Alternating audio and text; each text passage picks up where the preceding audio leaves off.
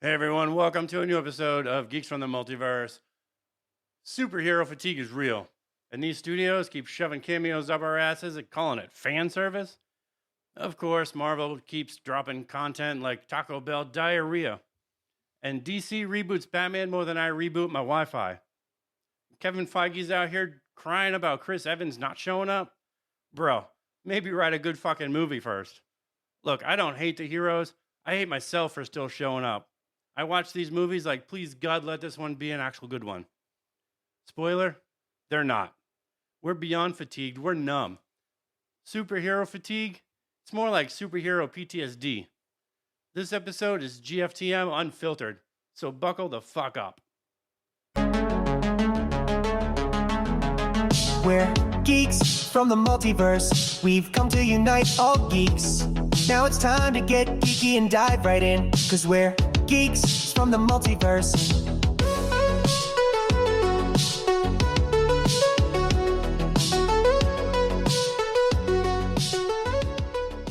Hey everybody, what's going on? Mr. Grumpy Beard here. With me always is John, aka Captain Lestache. I had a fucking brain fart there for a minute. Like, what is his name? John. I mean, yes, that's him. Who is this guy that we record with all the time? I don't fucking know who the hell is he? Yes, John, a.k.a. Captain Lestache, baby. And you know what? I'm going to say this real quick. I'm so fucking proud of Matt because at the end, he's like, buckle the fuck up. And I'm like, yeah, that's right. Yes, I'm screaming and I'm sorry. So maybe you should turn that piece down.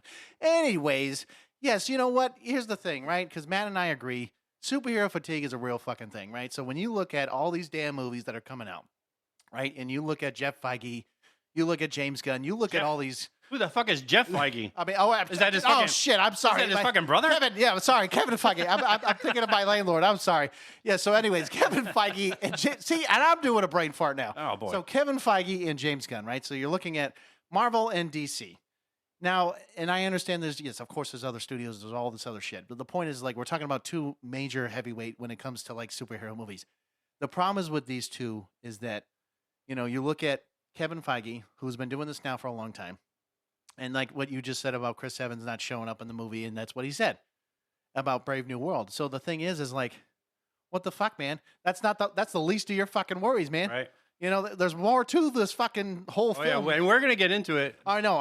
And then James Gunn, right? So, listen. Now, I will admit that he has done some amazing work so far, but he will turn into probably a Kevin Feige down the road if he doesn't smarten the fuck up and actually make sure that this legacy that he wants to build.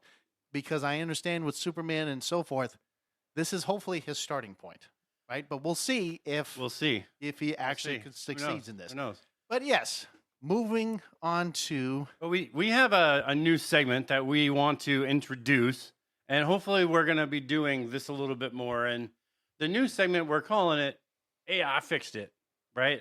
And what we're doing is we're turning to AI because AI is the future, right? I mean, we're building Skynet here, guys, right? Yeah, I mean, we're doing it now. That's what we're doing. So we're giving AI a TV show or a movie, and we're asking it to give us 5 problems with it. And as 5 solutions or 5 ways that it would have fixed it and made it successful. There's no editing, no prompting. It's just pure, straight up AI. And you know what? This AI that I use, it knows our show, and it's straight up raw and real. And hold on, before you go any further, it's scary because him and we talked. So we talked to his chat GPT, okay? And I asked him if he could like give me a rundown of like our personalities, right? And so it literally started, and it was just like listing a whole thing, and it pretty much, I would say, for at least myself, it was about 95% accurate. I think it was like a teeny bit. Then I was like, okay, whatever, I'll call it whatever. But at least 95%, and basically with all the conversations that Matt had with him or it, sorry, I should call it it. It's just crazy. I'm like, it's absolutely insane that it was almost like to the T. And then when it showed him his, he was like, no, that's not true. I'm like, oh, that's absolutely true. I'm like, bullshit. I'm like, everything that it just said was exactly to a T. I'm like, especially when you're talking to it. And he's like, I guess you're right. I said, yeah. I said, it's crazy though with AI, but. So we're going to go into it. We have a little intro music, but we're going to get into AI Fixed It. AI fixed it. Hollywood broke it. Drop that mic, yeah, we roast it. Smoke it. Swallow it. Okay, so Marvel She-Hulk, that's what we're doing. TV show, Marvel. You guys have watched it. If you haven't, it's not worth it, really. But No, it's really not. so there are 5 problems. We're going to go through them. We're not going to, deep dive into them, maybe a little commentary, but we're going to read them as the AI outlined them. But I'm going to go into the first one, John. So the first one, tone-deaf writing masquerading as feminism. Damn. So this is what AI had to say. Let's be blunt. This wasn't empowerment. It was corporate feminism. Every man was either a creep, idiot, or punchline. The message wasn't she's strong too. It was she's strong and men suck. That's not representation. That's lazy writing wrapped in a BuzzFeed headline. So just to be clear, AI wrote this. Yes, Like, not me, literally, not John, not anybody literally, else, not ChatGPT Yes. wrote the entire script. And it's that insane that it actually said that about the facting. It says masquerading as feminism. Holy shit. I mean, Right. it's brutal. I mean, if you think we're brutal, it's not holding back. no. Now, going on to the second one, though, like the twerking scene and everything it represents. So this is a big one because I know yes, Matt and I have watched the show. Well, we didn't watch it together, but we watched it separately. But, we're watching it. And so, right, it says you can argue that the scene was fun, but it killed the character's credibility. Jen Walters just got her dream job and her big moment. She's twerking with a celebrity in her office. Megan Thee Stallion, by the way. That's true. She's twerking with a celebrity in her office for absolutely no reason. The scene wasn't offensive. It was embarrassingly hollow. Sorry.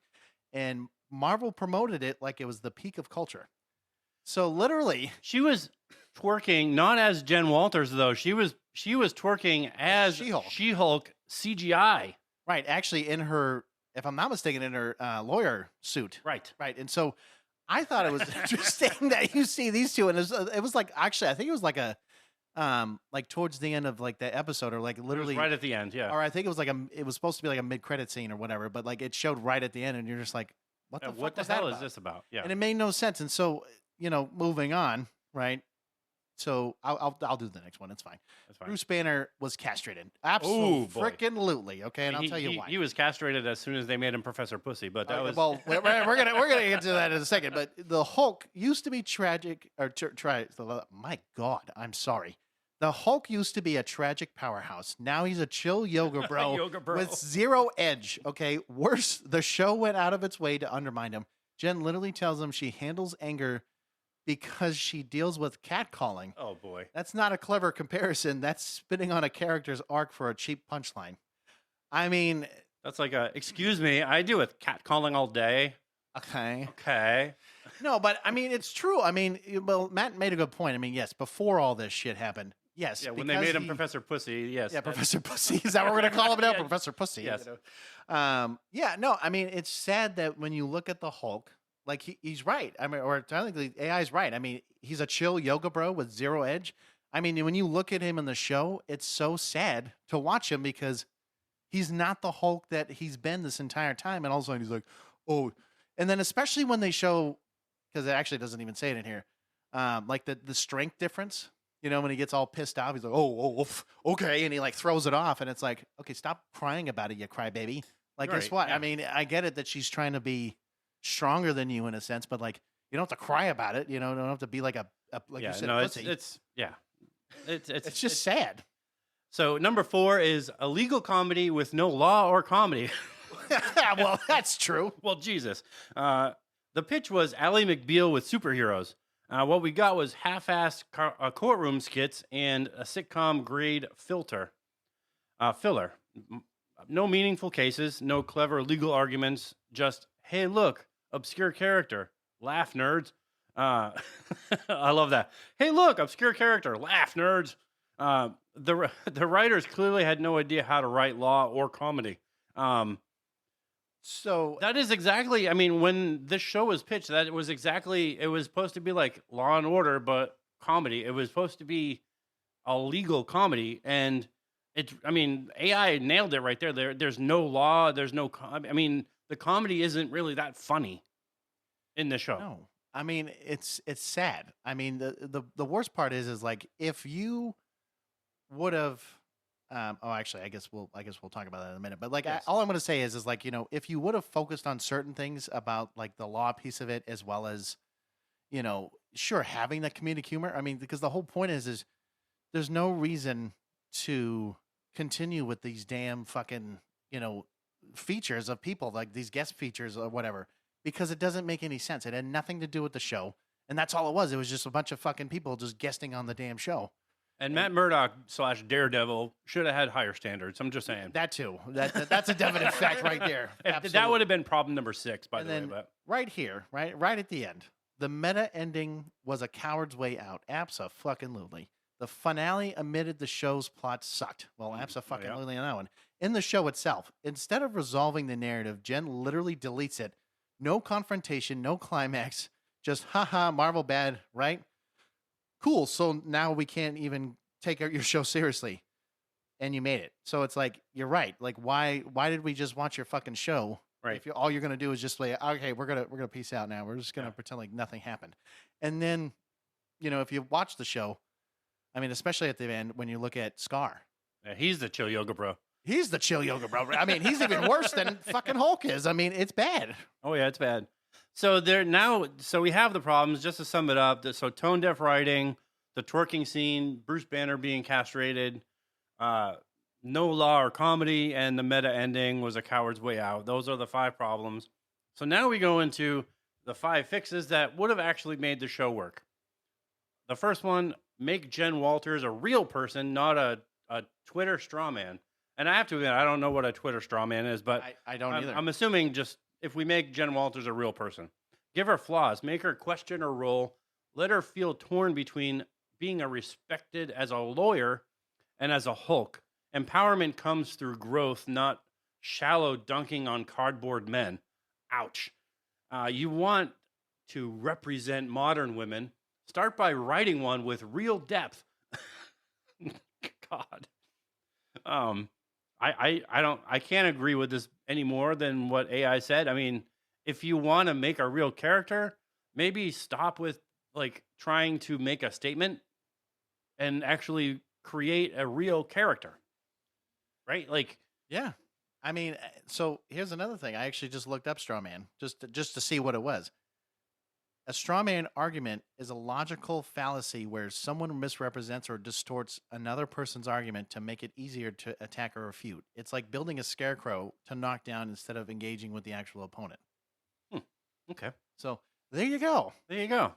Yeah, so make her a real fucking person instead of a symbol. That's exactly what it is. It's a symbol. They made her basically a Twitter symbol instead of making her like an actual character that was fleshed out as a real person. I'm not gonna lie. It's almost they were trying to make her as like a sex symbol in some ways. Like I feel that. And I'm sorry, but when she's the Hulk, she's ugly as shit. I'm just saying.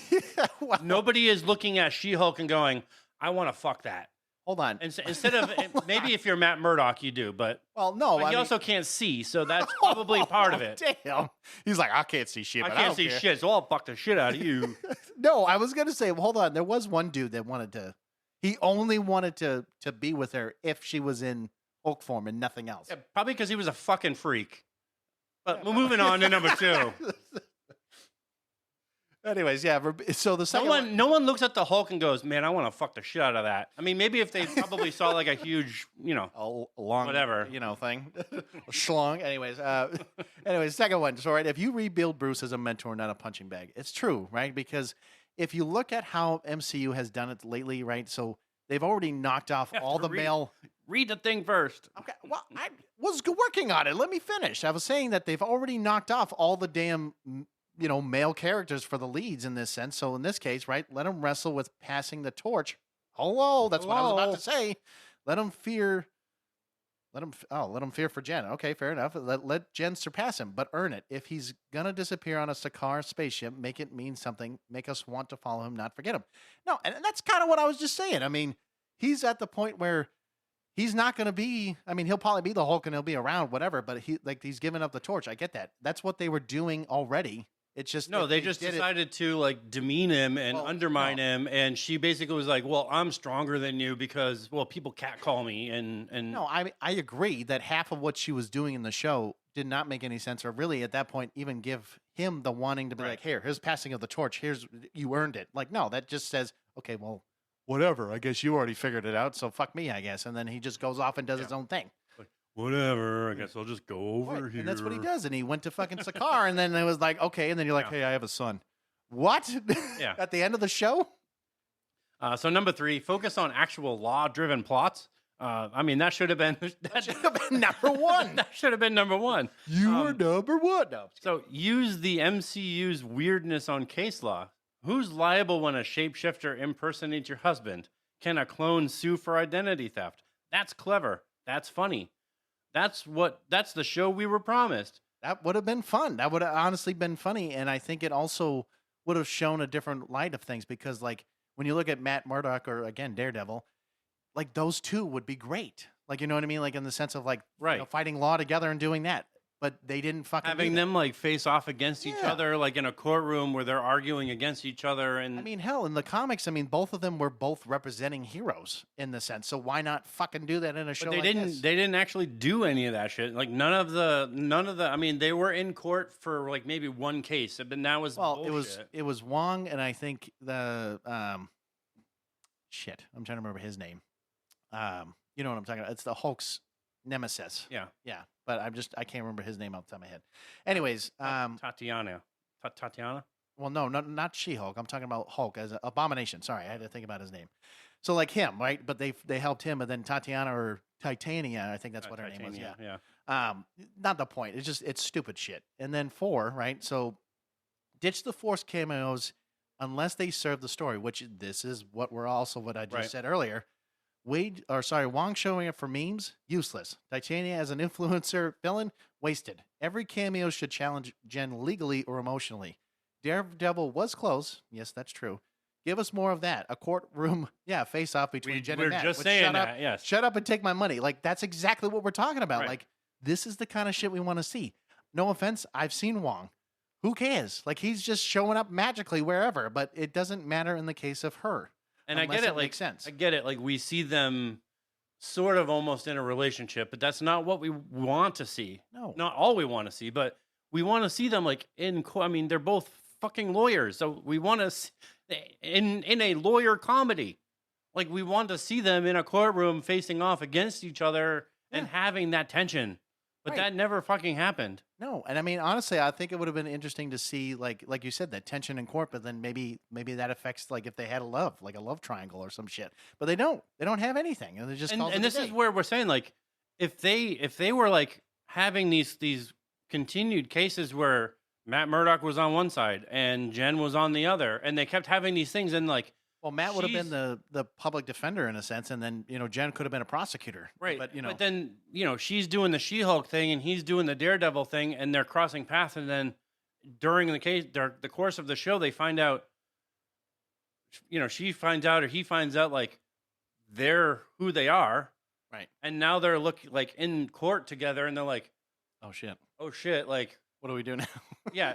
Now you have a show because now there's an interest of going, they're facing off against each other in court, but now they're actually like, Yeah, and then makes it more enjoyable. And we never got any of that. No, we never got Instead, tension. we got fucking twerking in Right. an office, and right, and we got a random cameo from Megan Thee Stallion, which again didn't make any sense.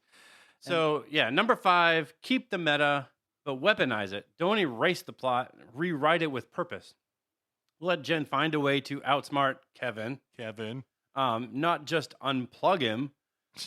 She changes the finale, but when it comes to consequences, maybe she breaks something in reality. Maybe it sets off Kang's attention if Kang was still around. Well, that too. Something has to matter. Like that's how you do meta. You have to have stakes. You can't just like, oh, I'm gonna reset everything, and that's how DC does it. Yeah, DC baby. We're just gonna reboot, and She-Hulk didn't fail because the internet hates women. Let's be honest. It failed because Marvel just forgets how to write one. But guess what? AI fixed it, And this time, we don't need to break the fourth wall to break the mold. I mean, shit, I thought it would be hilarious if Deadpool showed up in that damn show. Come on, you're telling me that wouldn't be funny if like he just randomly showed up out of nowhere and be like, "Hey guys," but I mean, he wasn't really introduced quite yet. But I mean, Well, Deadpool was the reason why She-Hulk wasn't in Deadpool and Wolverine. Well, Because yeah. she was supposed to be, and then They're Ryan like, Reynolds "No, was fuck like, it." no, fuck you, you're not in this movie. because of all the shit that we just talked about. Right. And that makes sense. But anyways, we're going to dive into superhero fatigue. Superhero fatigue. So, here's the real thing, Matt. It's not that we've outgrown, superheroes. We've just been force-fed a buffet of meh, of fucking bullshit, basically. Studios are cranking out, content like it's fast food, hoping something sticks. But instead of epic arcs and emotional stakes, we get filtered flicks and half-baked Disney Plus shows that feel like a corporate checkbox as not passion projects. I mean, that's true. I mean, it's sad that we're literally, like we've mentioned before, right? Yes, just so you guys know, if you haven't heard already, yes, we have a shirt now that says follow the damn blueprint. Okay. So my point is they've already done in the past, they've done like, the 1-2 maybe movies in the past, and that's fine. But now if they're doing TV shows, do that, maybe let's say do maybe 1 or 2 movies or whatever, Yeah. and then a show. You don't need to keep cranking them out like it's fucking, like just fucking let's just do it and just keep pumping them out like babies. Well, it's not just that, but like we're tired of.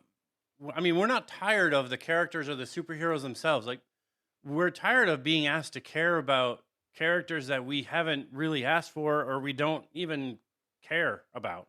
Like Right. Madam Web, She-Hulk, the Eternals, Ironheart. Like I don't want to have to do homework to learn who the hell these characters even are. Well, I mean, She-Hulk. I mean, I would say like it has been in the comics for a while, but like, Eternals. Like you said, Ironheart. I mean, Eternals could have been around too, but like really, it's more like the Ironheart and like some of the newer shit, like in the newer comics and stuff. So like even Miss Marvel and stuff. That's the kind of shit that you start to look at and you're like, okay, well, now I have to read up on this because now this is the new generation of superheroes, which is, I guess, fine.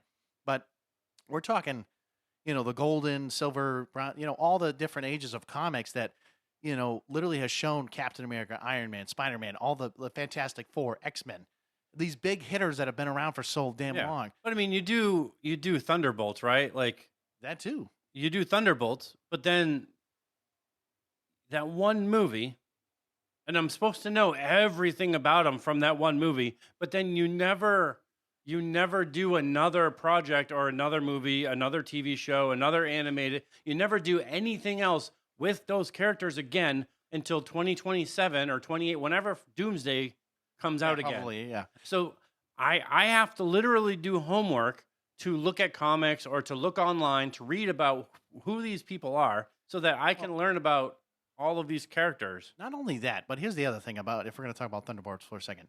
You actually now have to watch so many different TV shows just to see how they formed into the Thunderbolts. And that's what I'm talking about. Because now you have to go back to watching, Captain America, and Winter Soldier, that show, and then, Falcon and Winter Soldier, now Captain America and Winter, whatever. Point is like you look at that, you look at the Black Widow movie, you look at blah, blah, blah, and all this shit, and then all of a sudden, they're all like, okay, we're going to be forming a team now, and you're like, okay. And now because of all these damn movies that are the shows that are just like somehow compiled together, and you're Right. like, okay, now I got to go watch everything just to now go see this movie to be like, oh, so that's how they came about, and like, what the fuck? Like, Yeah. I got to do more shit to be able to And understand. then the movie comes out, and then all of a sudden now it's supposedly like they're the new Avengers, but then the new Avengers are also the new Avengers, and it's just they make it so like I don't know what the fuck Marvel is doing, obviously, but No. every release just also ignores decades of source material. Like they reinvent characters just for the sake of it, and they just stand proudly and go, "Hey, we did this our way," and then we're left just banging our heads against the wall, going, "Again with this shit." Follow the damn blueprint. Like you, You know, have like- the material. We do. We say it all the time. If you just follow the damn blueprint, comics already did the heavy lifting. Like the arcs are there. The characters are iconic. I think doing your own spin is fine. But like when you go and throw everything out the window that made these characters great, you're just proving like fatigue isn't just inevitable, it's unavoidable. Like there in Ironheart alone, there is a character named Slug. And I'm just gonna throw this out there. There's a character named Slug. And I get it, like he's a big overweight dude. He's a thug, he's a gangster, he's in New York. He's a big dude. He's a thug, but this guy could pick you up with one arm and break your back. That's how this character was.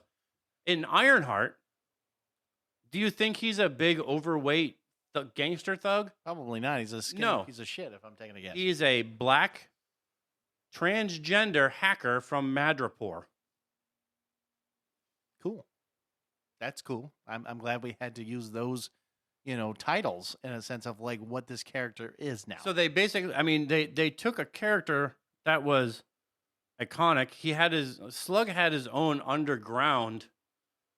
I mean, outside of, the Hood and his group, Slug did have his own like underground group of gangsters that, were under him. But now you take that whole character arc, you do your own spin, you change his entire arc, his entire character by making him not a thug. He's now a hacker. Yep. He's now transgender. I don't care about the transgender thing, No, but like neither do I in that sense. you change his entire character, and now Slug is irrelevant. His entire character is irrelevant. Okay. Well, and then I'm going to throw this out there. We were talking about how, all of a sudden we've talked about in the past where, you start changing up people's stories and like the actual characters and then like, switching them up, whether let's say a certain, color of a person, right? So like in this case now where, there's still, it hasn't, I don't know if it's been truly confirmed yet, but like the fact that, the new Black Panther is supposed to be a white guy and everyone's getting all pissed off about it, but then when you start, I think that's just in the comics, though. That's not in the movies. I thought it was in the movies too. No, I think thought it was in the movies. I think that's in the comics. So, but either way, my point is everyone's getting upset about certain things about that. Where, we're talking about a white guy playing a very iconic black person, okay, and then now, but we've seen it in movies, right? When you look at again the ancient one, in Doctor Strange. Why does it have to be a female? And why does she have to? Why is it a she and she's bald and it's not an Asian dude? We're diving into that. Oh no, I know, but yes. that's a prime example. Like, why are we changing everything like that? But this is what we're trying to say. Yes. And then, of course, this is a big one. Yeah, Kevin Feige and I actually read this interview that he had with Collider. This is bullshit, and I've never been like a Kevin Feige like supporter. I mean, I think he's done a great job up until maybe Endgame. Yeah, absolutely. But then I think after Endgame, I think it started to go downhill. I think Disney has got their little hooks, and I think Kevin Feige has just gone down that road. Maybe they gave him money, and he's like, "Yeah, just keep funneling money into my account. I'll do whatever the fuck you want." But in this interview, he implied that Captain America: Brave New World underperformed mainly because Chris Evans wasn't in it. And let me just be. We did a whole spin on this in one of our episodes. We did, where we talked about this movie and why it did not perform so well. I'm not going to dive into some of this, but I think Chris Evans not being in it, sure, it might have been a factor. I think more so that Steve Rogers as a character wasn't in it. But let's be real.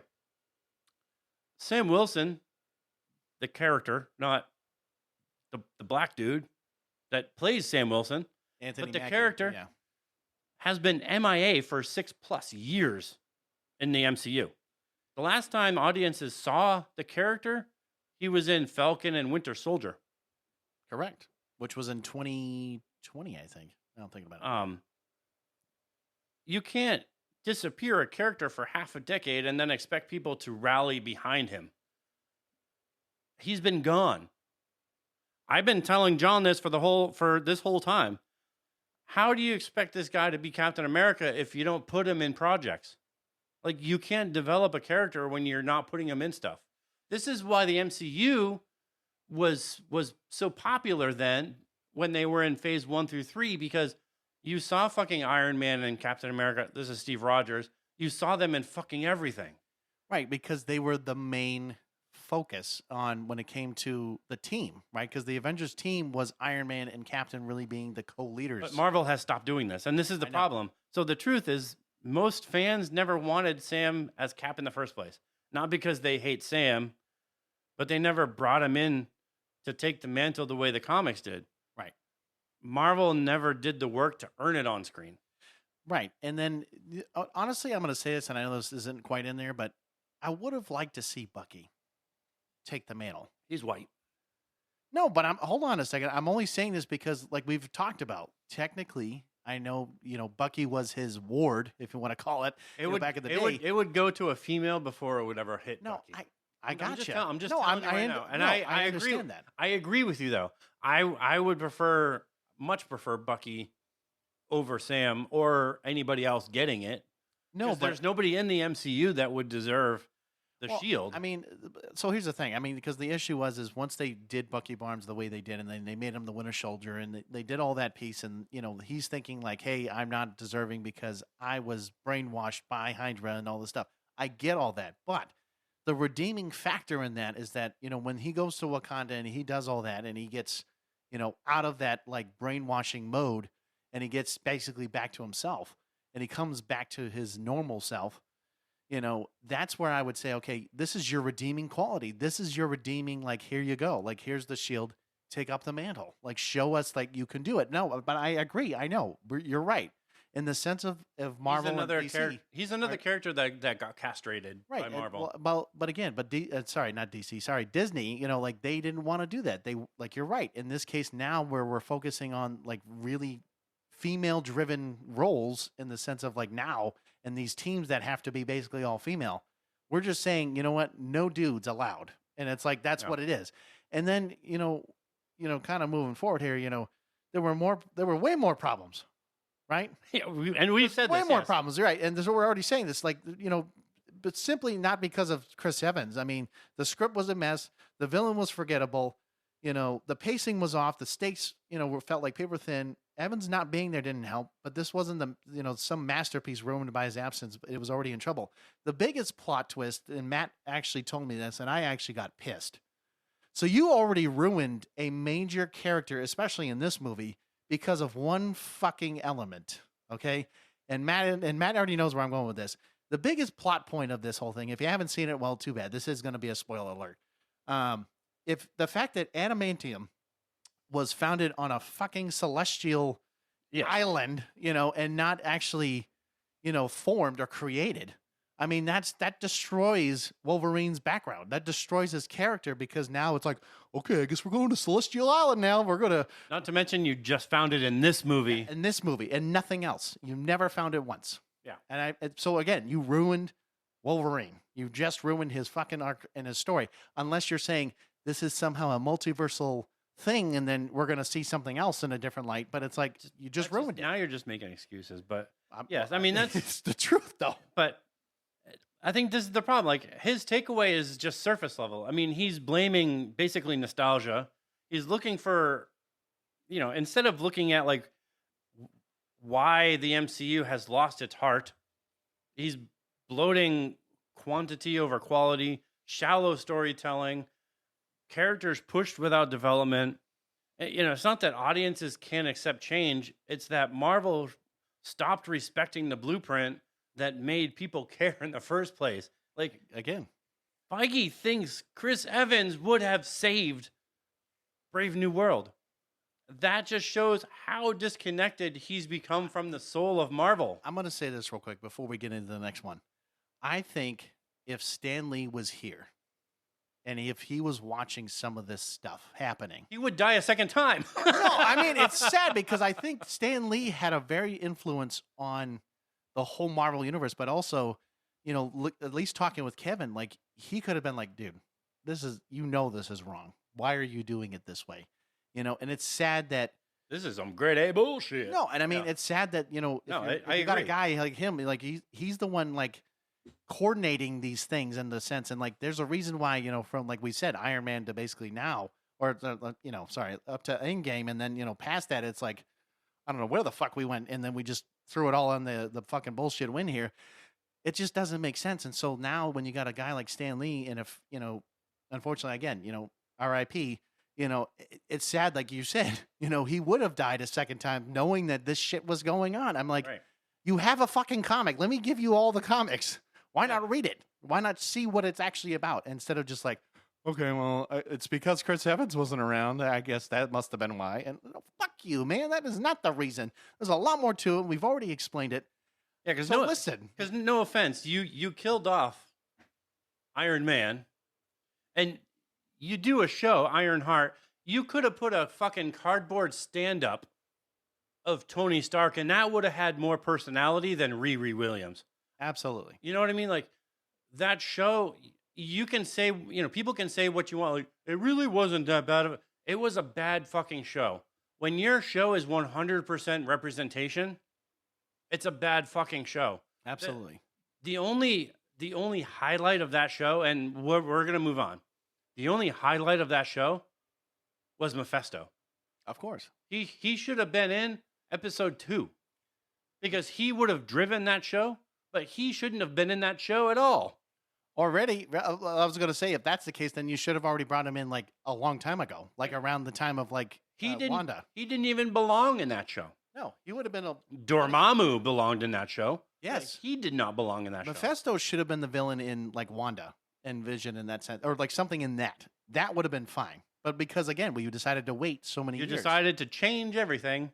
Now we get fucked up stories and not real things. But let's move on to one of our favorite topics, Sean. Oh, actually, let's rephrase this. This is one of Matt's favorite topics. Oh, I love this because one of your favorites. Well, let me be clear, because when we talk about DEI, I am not against DEI. What I'm against is when people, especially Hollywood, weaponizes DEI. Because when you use DEI in storytelling, and I'm talking real DEI, and this is like versus performance art, you get authentic characters reflecting real world diversity. Okay, you're talking real DEI, diversity, equity, and inclusion. Correct. Performative DEI, you get characters that are shoehorned in to win points and not to serve the story. So this is where representation feels fake. Well, and then audiences tune out. People don't necessarily hate diversity, but they hate being pandered to. They want substance. Like that's what we want. We don't want this like social signaling. Well, right, because like again, we've talked about different characters in the past, and so again, let's talk about Slug, right? So, what was the point of saying that this person was a transgender hacker, blah blah blah, whatever Representation, right? I get it, right? But it had no purpose in the true story. It did not serve the story. And this is a direct quote from AI. Just FYI, not my quote. But when DEI, when done right, isn't the problem. DEI is inclusive. It's fair for everyone, regardless of your skin color, race, religion, creed, nationality, gender, sexual preference, et cetera, et cetera, et cetera, et cetera, whatever. There's not that many et ceteras, but no, but this is exactly what I'm saying. Like, whether you're white, black, purple, green, blue, the fucking rainbow, polka dot, what race, whether you're Buddhist, Christian, whether Muslim, you practice voodoo, whatever, doesn't matter. What if you're a fucking fluffy? If you think you're a turtle, I don't care. A penguin. Sorry, hold on. Hold on. Before you go on, I literally, when you said the turtle thing, I was like, am I turtle enough for the turtle club? Sorry. I like turtles. Anyways, but when DEI is done right, it's fair for everybody. It's the I is inclusive, right? Including and equity is the word that means fair, and right. This is like what it means. It's fair for everyone. So whether you're white or black or Latino, it doesn't matter. Right. And like when you just said inclusive, so I could collect chickens and worship them. If that's what you want, man. I mean, I've got you some chickens. That's fine. It doesn't matter. It's fair for everybody. So the inclusive piece, right? So including, right? Inclusive, including everyone, not just separating or segregating, right? Or Right. discriminating or prejudice, or right? Because I'm going into those terms, at least for segregation. This is a big one because that's what we're doing. We are segregating cultures. We are segregating these genders, these whatever, right? The identifying factors of these Yes. people. And that's what we're doing. And especially in Hollywood now, because, and I'm going to say it, Matt, right? How many commercials do you see nowadays that are usually played by let's say black people, right? And not so much anymore that are like, again, white or something else. I'm gonna turn this around. How many commercials do you see nowadays where the people in the commercial are white, but they're not stupid idiots? Yeah, that too. Because when I actually started paying attention, and most of the commercials, when you see like a white person, unless they're like dancing and singing in the commercial, they're fine. But if they have dialogue, if they're white, they're a fucking moron. And I keep looking at these commercials and I turn to Danielle and I'm like, why is every white person in a commercial a fucking moron? Like, why do we have to be the morons? Like, this is what we're doing. But DEI done right, it should be invisible. This is like we've talked about, and I think we talked about this a long time ago, but this is like the suspension of disbelief. This is like the mental state when you're watching something, when you're willing to accept this fictional world as real. That's the suspension of disbelief. Right. So when you're watching, say, Lord of the Rings, and you're watching it and you're believing the world of Lord of the Rings is real, or Harry Potter, or fill in the blank. Right. But when you're watching something, when it's done right, you believe this world is right. Like there's nothing wrong with it. But when it's off, it breaks that illusion. And that's when that superhero fatigue sets in. You stop seeing the heroes and you start seeing these checklists, right? This is where people like Slug, you stop seeing him as Slug as a character, and you start seeing him as, oh, he's a trans character from Madripoor.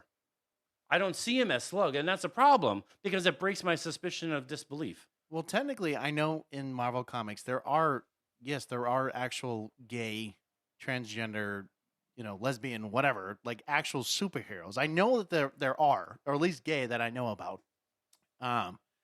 But the thing is like it's not the forefront. It's not because it also, I think it was like a wedding or something like that. I remember watching back or like watching a video on. But the point is like it was about because everyone was like all the Marvel superheroes were at this one wedding and because it was a gay marriage like happening. I mean, because again, in comics you're not seeing that, but it was interesting that Marvel did it like that. But it served a purpose like for the story, whatever. But it wasn't the forefront. It wasn't the main agenda. Like you said, the check boxes. And so at the end of the day, this is where we're going to dive in right quick, weaponizing it. The opposite of, DEI. Like that's what we're doing. We're basically saying if you're not this, well then you might as well just get the fuck out of here because it's not what we're trying to do here. And so DEI isn't the villain. If it's done well, it can actually elevate again, superhero stories. DI should not be seen or heard or felt when it's used properly. Look at comic books. When it comes to like Miles Morales or Kamala Khan.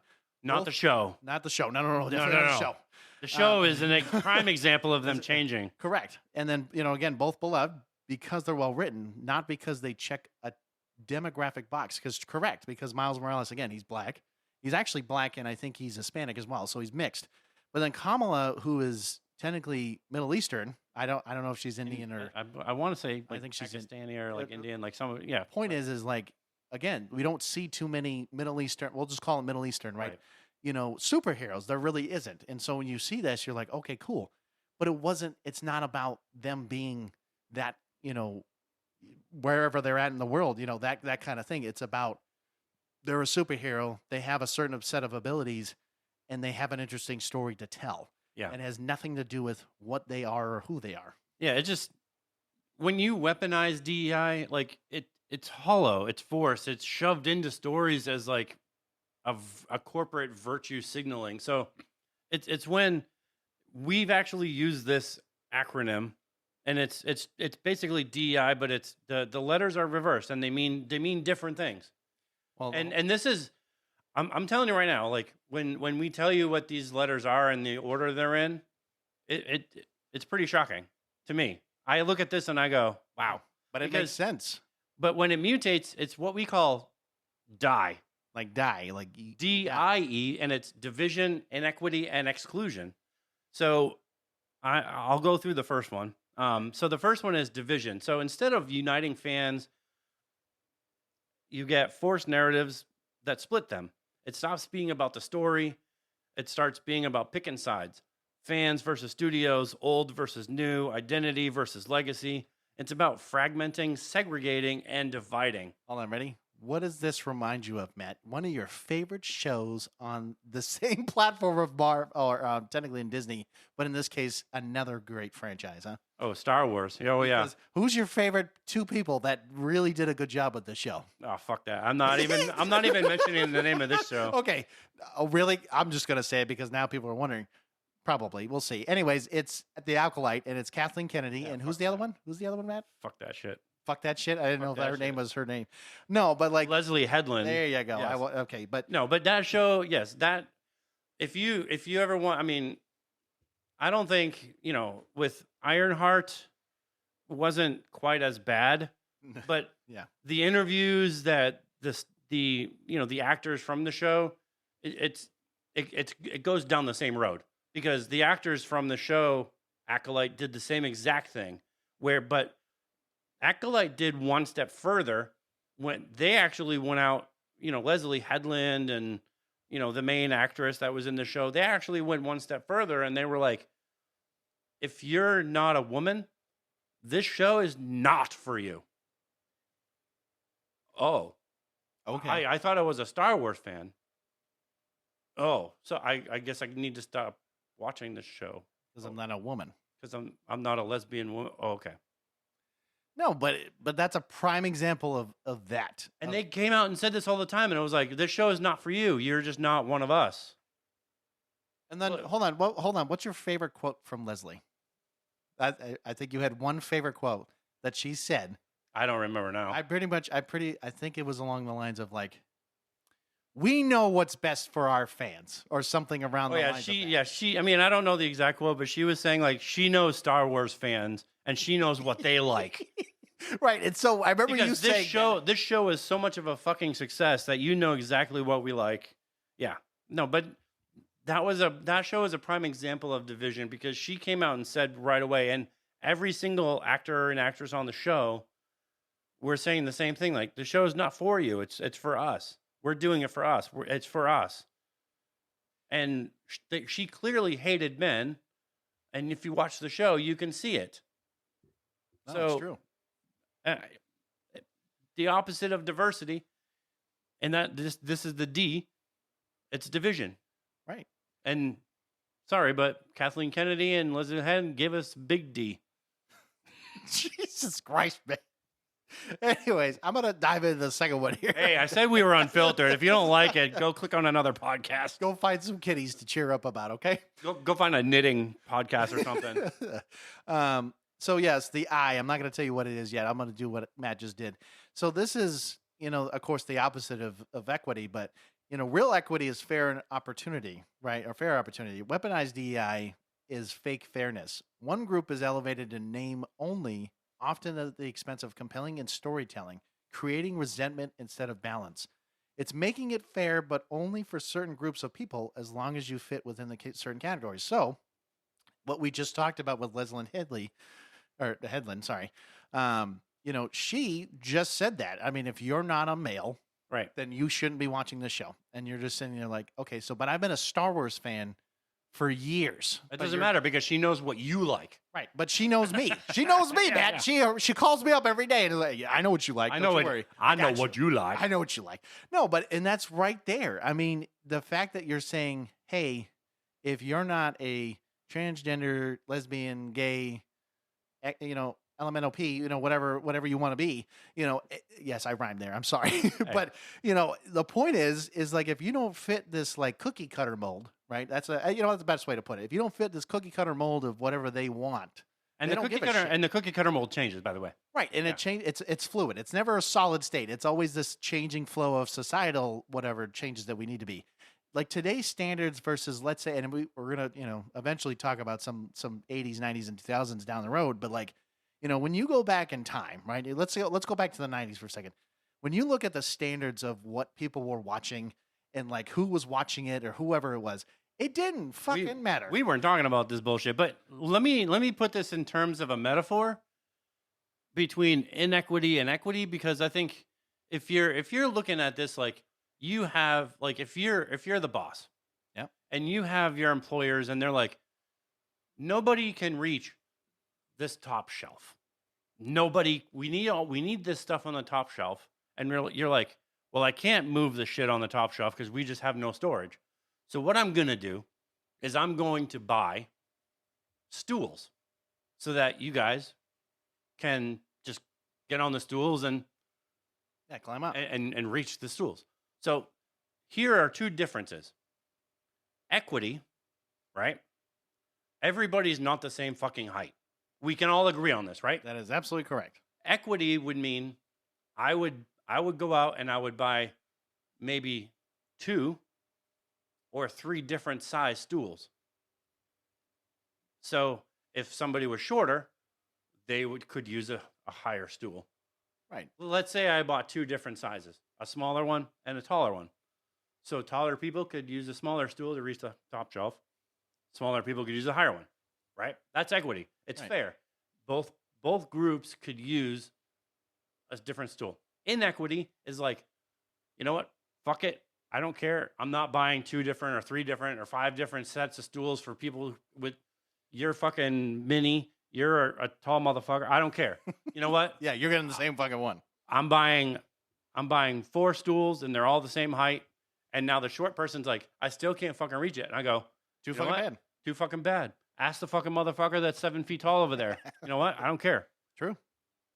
No, but you're right. That's it. What I'm talking about inequity. Like, that's what's happening. It's fair. I still bought the fucking stools, but that person who's like 4 feet tall is like, I still can't reach the fucking top. God damn it! I need to get my 7 foot tall friend, a motherfucker over here to come get So this. that's what I'm talking about. And inequity would be like, yeah, you know what? I will buy 2 different sets of stools so that, the taller people can still reach the top shelf, but use a smaller stool. Yeah, you know what? Maybe it costs a little bit more money to buy the 2 different sizes, but you know what? It's fair for everybody. My question is, Matt, before we go forward, did you come up with this literally on the fly, or was this something that you had like stored? I think I had read it before. Oh, you read it before. Yes. Okay, fair enough. I think I had read it before in an article or something. Look but at you, Mr. Wisdom. I know. You know what? But this is the thing about inequity or equity and inequity, because inequity, when you're only looking at like one group of people, you're saying, and this is we're going to get into this D.I.E. We're not just over with it with this one little section. Believe me, we have a lot more. When it comes to you looking at your best picture Oscar, you need to have one of your lead fucking actors not be a white person. Yep. And you want to talk about inequity? Now you have like, oh, okay, well, what if my movie only has one lead actor? Well, if you look at the movie Reagan, that was taken off the whole board for Best Picture. It wasn't even nominated because it didn't fit the nomination category anymore. Right, because the checkboxes, as we like to say. Right. And it's sad. I mean, because it is sad because it could have been a great, probably film to be at least a runner-up or something. But it didn't fit the boxes. So I'm going to go into the last one. And ironically, forced inclusion can exclude, alienating core audiences instead of inviting everybody in. It turns into a lecture that makes people feel like outsiders. So this goes with inequity well, but only certain groups are included due to their need to be represented over another. Thus, the other group or groups are excluded. Where have we seen that before, John? Hey, we just talked about that one Yes. show, but So this is typically seen as like women, LGBTQ community, or an ethnic or racial minorities. But this is exclusion, which is the opposite of inclusion. So I know we talked about, I think a while back when we were talking about DEI, we talked about if like the best picture was about, let's say it was about a dog who, or somebody shot it. It was like old, kind of like an Old Yeller thing or whatever, right? So like, having a show like a movie about that, it's or a dog, Old Yeller. you're Old Yeller, buddy. No, like you do something like that, but then the thing is, instead of having it again an all white cast, right? In this case, you need to make sure that your lead, let's say person or actor or whatever, or actress, Yeah, it's like a lead, you have to be a lead actor or one of your major supporting actors. right. They had to be either, it had to be a woman, it had to be, represented either in the LGBTQ or disability is what another one was. And I do remember, like, yes, the ethnic, racial minorities, and it had like all these other lists in there. And so, like, if literally you had one of them being a white guy, just a simple white guy. I mean, you could do that, but as long as everybody else was, fitting those categories, it would be fine. Right. But if that one guy was the main, and then everyone else was, they're like, "Oh, sorry, nope, you're out." But there's so many more categories than that, and we can go right to that one. We'll hit the Kevin Feige one in a minute. No, but like it's the Academy Award. This is the Academy Awards Oscars Best Picture rules. These were effective in 2024, by the way. This is like the on-screen representation, leadership diversity, opportunities, and outreach. So this is like their raise. That's what they call it, raise. was a movement or It's I think it's a different, like, it's an organization, but I think they call it raise. But like I said, the movies like the Reagan biopic were disqualified solely because they didn't meet the inclusion thresholds. So regardless of quality or how well it did in the box office, it's really not about the storytelling. It was about this checkbox. But these are some of the things, and I didn't copy all of them. right. But when these studios chase these award quotas instead of actually doing authentic DEI, which is what it is, it reinforces what we already feel. It isn't about the heroes. It isn't about the storytelling. It's about hitting these numbers.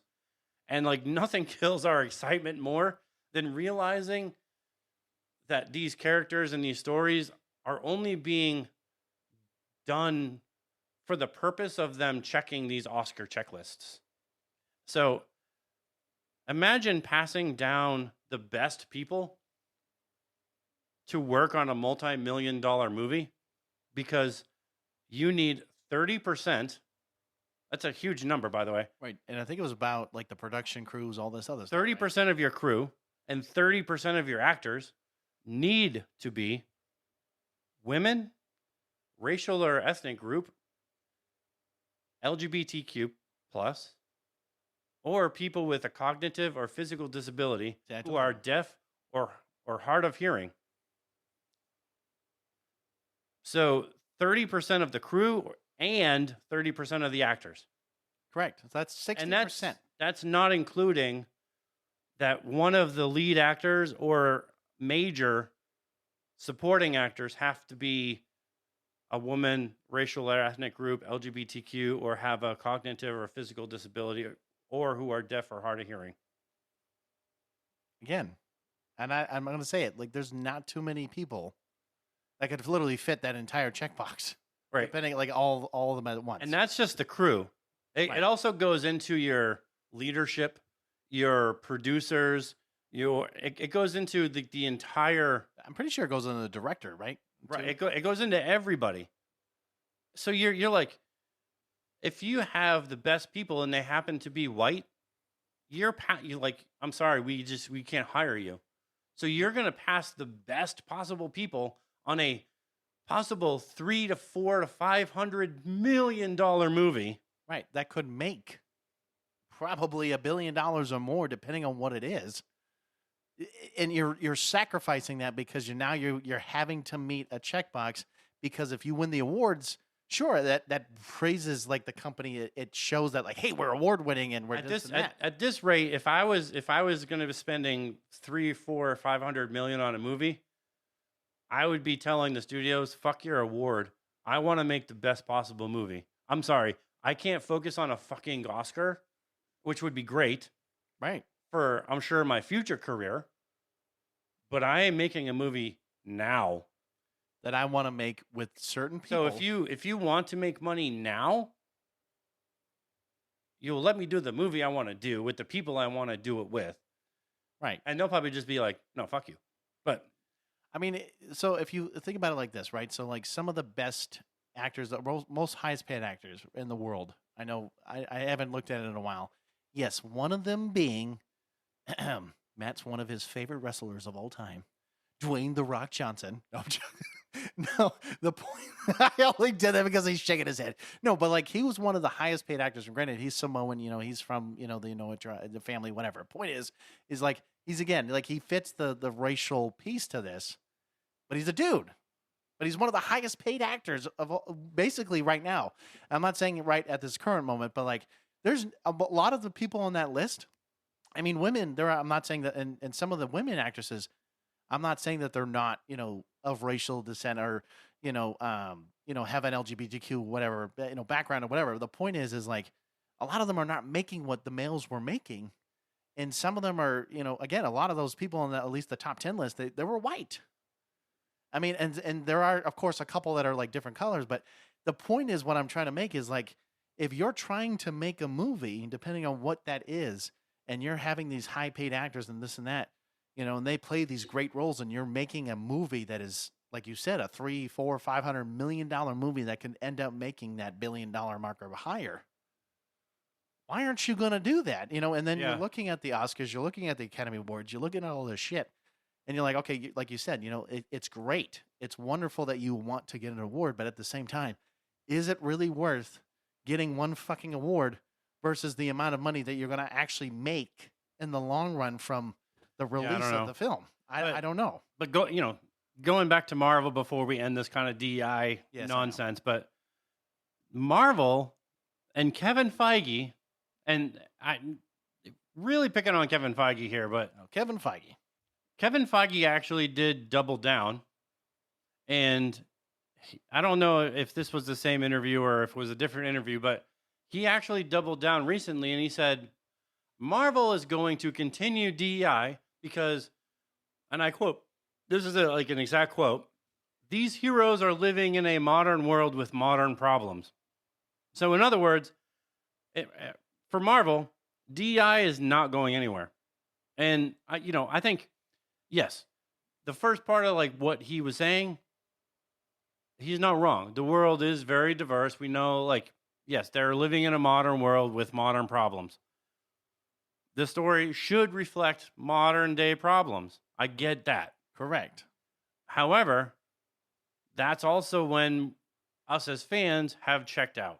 When Marvel stops following the damn blueprint. God damn it. So when you take decades of character history and you toss it for modern statements, we're suddenly watching lecture-driven scripts instead of heroic arcs. Beloved characters twerking for no reason.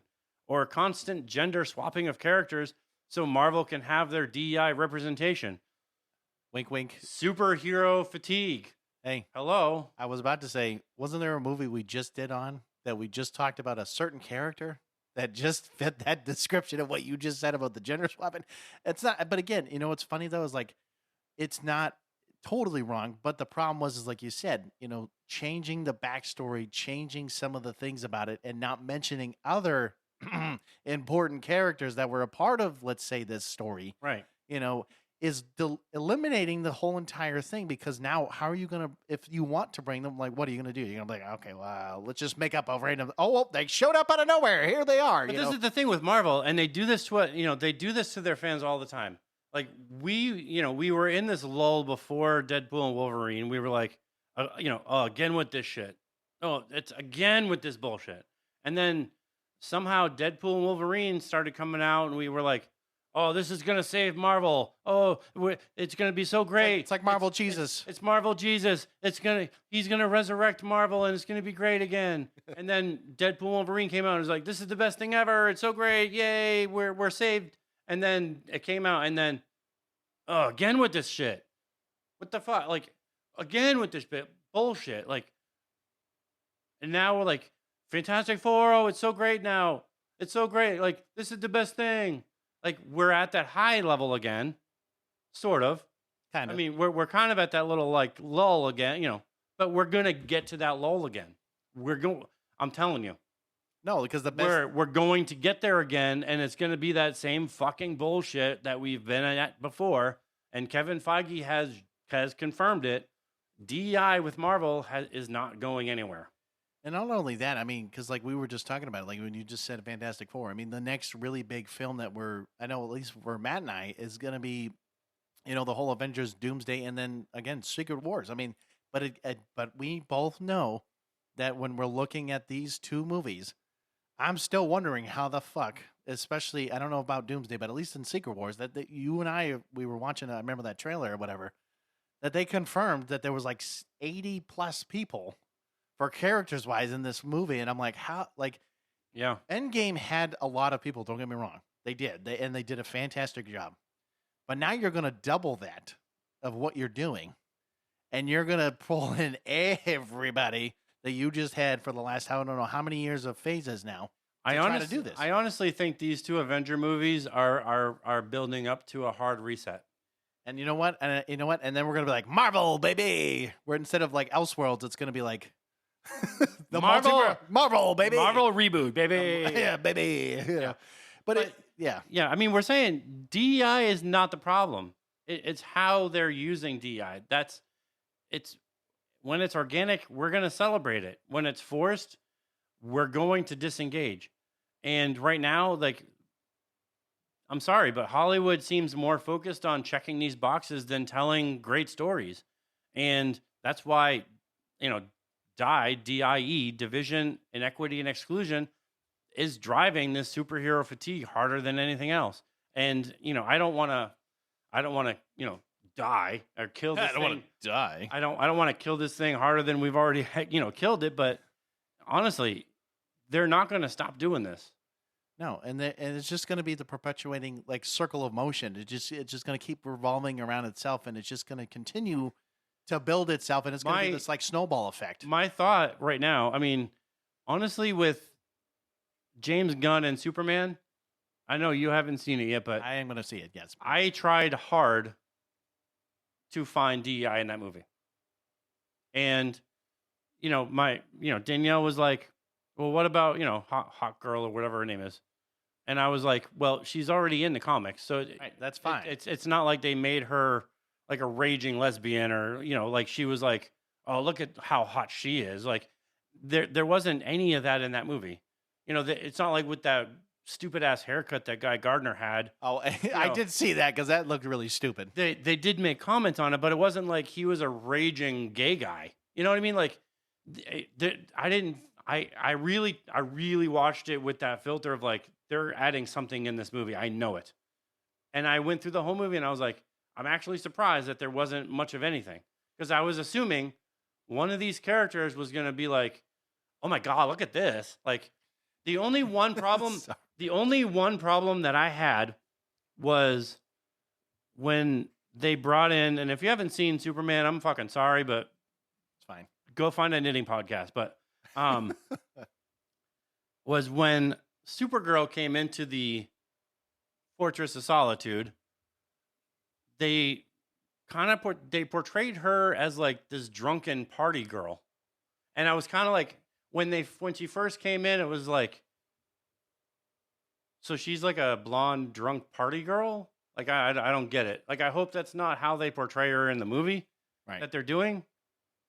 But it was kind of like she came in like, almost like she came in from like a late night, like all night drinking session at a bar. And she was like, she's like, have you seen my dog? Like, and it was like, like what? Like, what the fuck? Like, did you just get done drinking, or have you been drinking all day? Like, what? Are you still drinking by any chance? Are you still drinking? Like, what the fuck? You're fucking like, you're like Superman. You can't get fucking drunk. What the fuck is your problem? What is this shit? Yeah. But his like one of his comments was like, oh, she hangs out on a planet with a red sun so she can get drunk. What? And I was like, how does that happen? Like, what the fuck? So Supergirl is just a drunk? So is that what we're gonna say? That's what instead of Supergirl, she's Drunk Girl. super drunk. Super drunk. But that was my only problem with it, and it doesn't have anything to do with DEI. But I was like, I'm hoping that James Gunn continues that, because I do think if James Gunn continues the trajectory, I think DC is going to skyrocket. And I said this before, I think DC is going to skyrocket over Marvel. No, and I'm going to agree with that. And you also have to think about it like this. James Gunn was a part of Marvel at the time before DEI really became a real focus, if you think about it, right? Because when he made Guardians of the Galaxy and Volume 2 and all that shit, that was still in phase, well, that was in the first 3 phases or whatever. So like when he was in like helping out with Endgame, whatever, like I know he was probably like a consultant, whatever. Point is, he was a part of that first initial part of it. So like this after bullshit, like he was like, I'm done. I'm done after this. So he got out at the right time. And I think he realized that, you know what, honestly, he's like, I don't want to go down that road that Marvel is doing right now. And so when he said, hey, you know what, I'm going to go over to DC and I'm going to try to do what Marvel did in the beginning, that same trajectory. That's why I'm saying, I'm hoping he goes on that, and that's fine. But I will say, because you don't think that it's not going to happen. Warner Brothers is going to find a way. No, I know. To try to do some shit, and I know, I know that it's going to happen. But all I'm saying is, I do think DC is going to bypass Marvel. I think Marvel will still make more money in the box office because they make movies that, I mean, obviously when you spend, they have the content, and that's where, DC, unfortunately, like, I think Supergirl is slotted for like 2027, and then like their next movie is not until like 2029. So that's like that's like the problem with DC is like they wait so long. There's so many gaps in between their content, and Marvel, I mean, yeah, they're doing one movie, one TV show a year. That's what they're saying they're doing now. Right. So they're not making as much content, but like right now they're doing, Superman, but like Supergirl's not supposed to come out until like 27 or something like that. It's like, what? Dude, give us something. I know sometime in August, another season of Peacemaker's coming out. I know you're not going to look for. I'll probably end up watching. I actually did watch.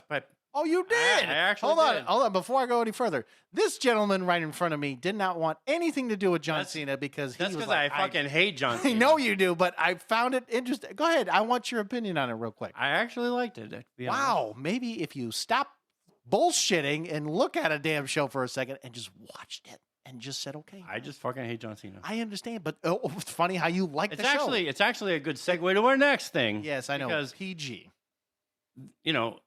It's really the conversation is PG cutting it anymore? Because I think the world that we live in, I'd say PG-13. I'd say PG-13 and up. I don't really say that. I mean, the world we live in is raw, it's chaotic, it's complex. The audiences want heroes that reflect that. I think, when you look at PG-rated content that we get from Disney Plus, it's sanitized, right? It's to the point where some of it can feel emotionally hollow. And when you look at shows, I mean, I think obviously Marvel's never going to be like The Boys or Gen V. Not even close. But when you have, Invincible and some, there are some other movies and stuff that aren't as, like The Boys or Gen V, but right. You can do, you can have rated R, but you can do clean fight scenes, but in PG, you have very clean fight scenes, bloodless deaths, character who never drop a real swear word. I mean, they don't even really sweat. You're right. They don't. It's safe, but it's not real.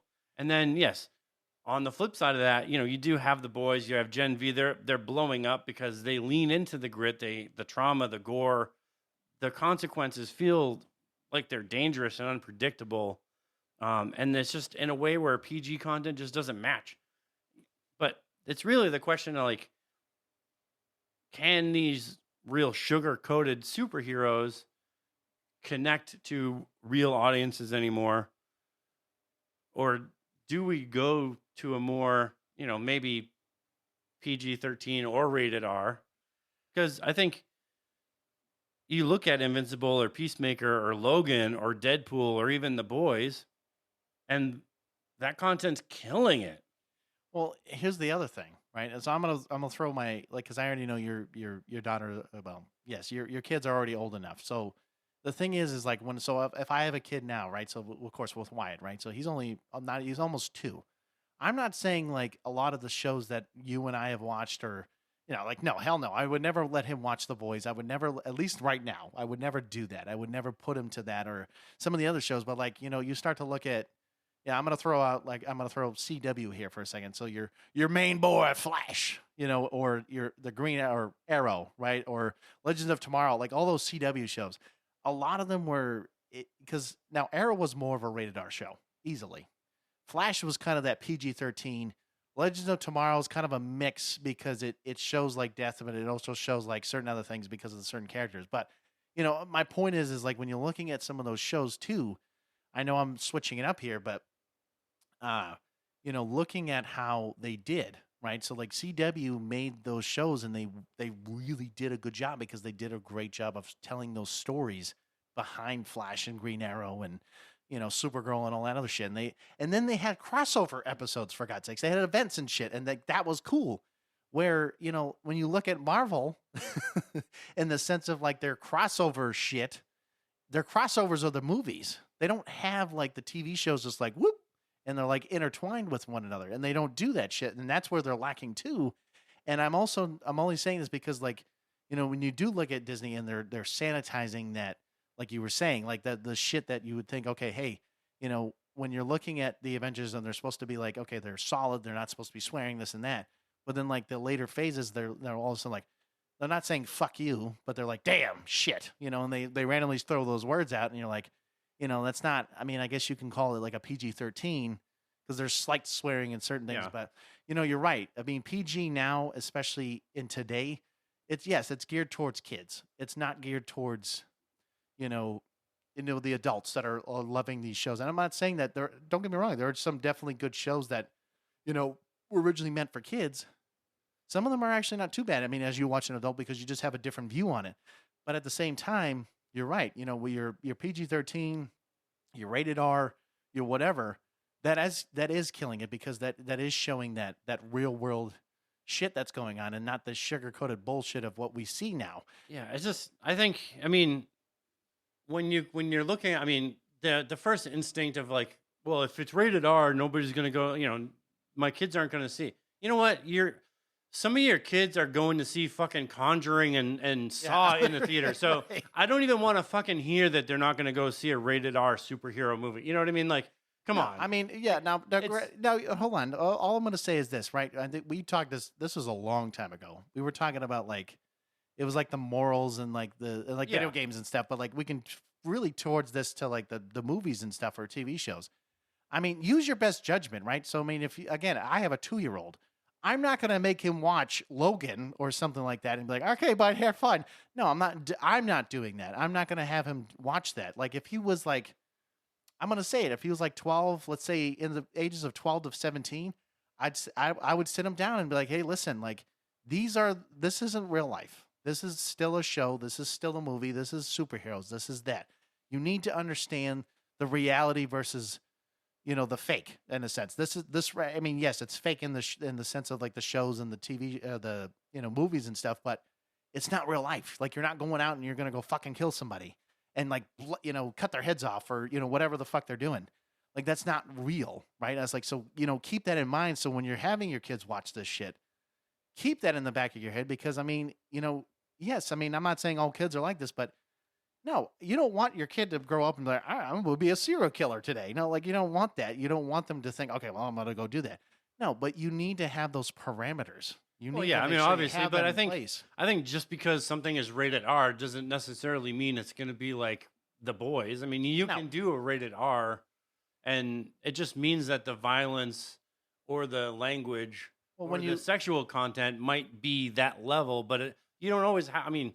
You don't have to go that hard. No, I mean, like you don't have to go that hard. Like Deadpool and Wolverine is a prime example of like it shows the differences of like. Well, yeah, but Deadpool and Wolverine, I mean, they were dropping F-bombs like left and right in that movie. But like the difference is like you're seeing them kill everybody. You're seeing especially Deadpool, but like there are like certain scenes that are kind of funny and like yes, they don't normally they're not it's not dropping the F-bomb every single minute. You know what I mean? No, it's just it's there's a certain level like you can do that can make it rated R, but you don't have to go to. I mean, Deadpool and Wolverine, I would say, is an extreme example too. I mean, not as extreme as The Boys, but I mean, when you're talking rated R, I mean, you can make it to a point where it's not batshit crazy, but it swings to a point where it's not quite PG and it's just beyond PG-13, right? Like it's just beyond that level. You're playing in the middle between PG-13 and rated R. Right. It's like in that in-between gray area that, when they say, okay, which one, like, when they have to like rate, like rating of a movie. A movie. I don't know what's wrong with me right now. I'm sorry. No, like you can play that little gray area. I mean, granted, they might say, okay, well, I see that there's more rated R-ness, to this movie than there is the PG-13, but you can also say like, listen, there's this and there's that. But like, again, in every movie, like especially the trailer and that green little thing, and it says, PG-13, and then says, okay, there's sexual violence, blah, blah, blah, or whatever, right? There's whatever the hell they say, it's, again, it's there so that you're aware of like, hey, this is what it is. But like you said, you can find that in between that is not so extreme and it's not so like, okay. I just think like everything just kind of has that clean and neat filter where, especially when you're looking at, I mean, there were rumors that in this next Spider-Man movie with that Sony is doing, not Sony, not Marvel. Not Marvel or Disney, but Sony is doing, the Punisher is supposed to be in. Ooh, is that going to be good? Probably not. No, because the rumor is that it's supposed to be a more PG or PG-13, and he's not having the same level of violence that he's had in all the other Marvel projects that he's had. And it's like, how do you not do that same level of... He's the fucking Punisher. Okay, ready? I'm going to say 5 words. Ready? Follow the damn blue... But this is exactly what we're talking about. This is where that superhero fatigue starts. And you know what? Like, I don't know if the pictures that they've been posting on Facebook are real about the suit that he's wearing, but it looks like Tobey Maguire's. Yes, and I saw the raised. I did see that. I saw the. It looks like Tobey Maguire's. I don't know if it's real or somebody's just like AIing like some fucking bullshit. But I don't care. As soon as you start changing the blueprint and you start going, well, we're just gonna cut the Punisher's balls off and make them PG, I'm out. Sounds like I'm out. It sounds like Game of Thrones with that eunuch. You've castrated the Hulk. You've castrated Bucky, and if you start castrating, I mean, you've already castrated him with the Netflix show. Yeah, that too. And then you brought him back, and we're like, fucking finally, you brought him back in this, in the Daredevil show for like that one little tiny bit that we saw him, and it was like, fucking finally, we get to see him as who he really is. And then you're like, wait, he's not actually getting a full show? And now we find out he's in this movie, and you're like, oh, wait, but we're cutting his balls off, and he's not actually going to be violent. Well, what the fuck? What the fuck? We want to see this motherfucker chopping heads off. Like, that's what we want to... We want to see him in his own shit, chopping heads off, punching people's stomachs out. Like, we want to see him. We want to see John Bernthal chopping motherfuckers in half. Like, that's what we want to see. Well, and you're not giving it to us, and we're mad.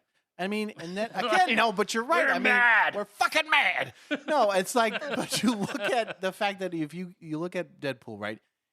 They gave him the creative freedom to be able to play the character. You'll never see that again. No, you're right. You'll never see that again. But it's bullshit. Even if you see him in the 2 Avengers movies, you will never see Deadpool in that fashion again. No, and you're right. And that's the problem where you're not giving the characters, or at least even the actors or actresses, the credit to, because again, John Bernthal playing the Punisher, and I'm not saying, because I can't remember the original guy back in the day that played Punisher back in Thomas Jane. Okay.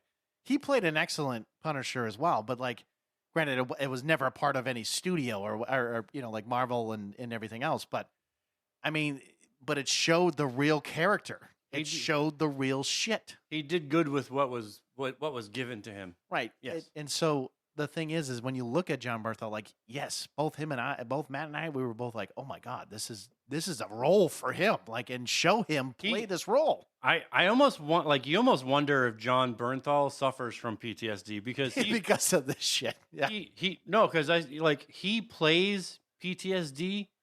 If you've seen, like, in Walking Dead. Oh no, he in him as the Punisher. He did a few other things where he plays military people. Shit, he played, actually, remember Breakpoint? And he was one of the main villains? But he was one where he was like he played some, like, military guy in a tank or something. Or he was, like, around a tank or something. I don't remember the exact movie, but, like, you almost wonder, and this is like a side, we need to end this, but I often, like, see him, acting in these roles, and I often wonder, like, this motherfucker must have, like, PTSD, because the way he acts like he does, and it's so, like, even as realistic. The Punisher, it's, like, realistic.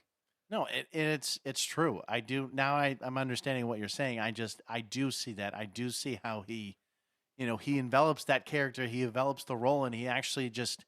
It's almost this persona, and it's this way of doing things, and, like, for whatever reason, he just plays it extraordinarily well. And the fact that you're right, I mean, the realism and how he can just kind of go back and forth with it, and then again, he's, like, kind of calm and, like, whatever at first, and then he's like, okay, I'm gonna rage fucking mode, and then he's gonna beat the shit out of people, and it's true because when you're watching him in Daredevil and the Netflix show, I mean, when he was beating the shit out of those guys in the prison, that was a prime example of what we wanted to see in Daredevil show. And hopefully, we're not going to hold our breath here, but he is getting his own, like, special. Oh yeah, my bad. He's special. He's getting his special, but he's not. We wanted to see him get his own, like, show, like Daredevil did, right? Because he deserves it. Like, that's a great character to bring in. I mean, and I'm not going to go any further, of course, but, like, other characters that you could easily bring in, Ghost Rider, some of these other characters we have not seen in such a long time, and I'm just throwing at this point. I don't want Marvel to bring anybody else in. That's right. You know what? That's fine. Let's say fuck Ghost Rider, fuck Blade, fuck any of those guys. we're done. They're just gonna fuck it up, and at this point, just do your Doomsday, and then do your fucking Secret Wars, and then we'll tackle it from there. So at this point, do your hard reset, and then we'll focus on the X-Men. We'll focus on Fantastic Four. And we'll just redo everybody else. Yeah. I mean, at this point, when you can't even get writers together to do a fucking vampire Blade movie. Yeah, I do. I bet you did. And then you sell the costumes. Did you know this? No. They sold their entire warehouse of costumes to, I don't know if you've seen it. It's on... I think it's on HBO Max. Okay. Sinners. Oh. They sold the warehouse of costumes they had set aside for Blade because it was like a 1930s, 1940s. Right. I haven't seen it, but I do want to see it, though. It was the costumes for Blade were, like, set in the 1930s, 1940s. Ah, okay. So they sold their entire warehouse of costumes to the Sinners movie production at a cost. That's fucking insane. I mean, the fact that you were wanting to make this movie, you basically were, like, hyping this up for so damn long, and then you're like, nope, we're done. We're done with the script. We're done with the writing. We're done with everything. They're done with Blade. I think I think basically the moral of the story is that when it comes down to superheroes, unless you get this shit right and you follow the fucking blueprint, we're tired. We're tired of the shit. We're tired of the fact I'm tired of this, Grandpa. Well, it's too damn bad, okay? No, I mean, it's true. I mean, we are tired of this. I mean, for God's sakes, I mean, Matt's wearing an Incredible Hulk shirt. I'm not actually wearing anything related to superheroes right now, but, I'm actually looking at my little box or my little book over there. Actually, I think you got it for me or somebody did, but it's the World of Marvel, but it's like the Captain America, Iron Man, Spider-Man, and it's just like old shit. So, like, to me, when you look at comics or you look at books like that, or even like that encyclopedia of, like, fucking, the Marvel shit, and just, like, looking at that, I mean, shit, I'd be like, here, Brad. I'd go over to Kevin Feige and be like, here, you see this encyclopedia of fucking Marvel shit? take a look at this fucking book and tell me if you see anything that's relevant to what the fuck you're doing, because I'm telling you, none of what the fuck you're doing is anywhere close to being what this is. Right. And at the end of the day, it just drives us insane. And this is why, Matt and I have this podcast. That's not the only reason. I mean, we just like talking about this because we're passionate about it. But, at the end of the day, we're here. We're just two dudes talking on these mics. We're just trying to get the message out. But yes, we're done. We are physically done with the bullshit. But anyways, moving forward, we're going to say thank you again for watching this, or, watching this. I guess you could be watching this on YouTube, but I guess listening to the episode, hearing us rant about some superheroes. But next week, we're going to be talking about our Evolve episode. And I figured you're going to mention what the title is, man. Well, it's I can't remember off the top of my head. It's kind of a continuation of our last one. It's I don't know the name of it off the top It's of my okay, head. but anyways, it's our Yeah. serious episode, as we used to call it, but our Evolve episode. So stay tuned. Stay geeky, 'cause we're geeks from the multiverse.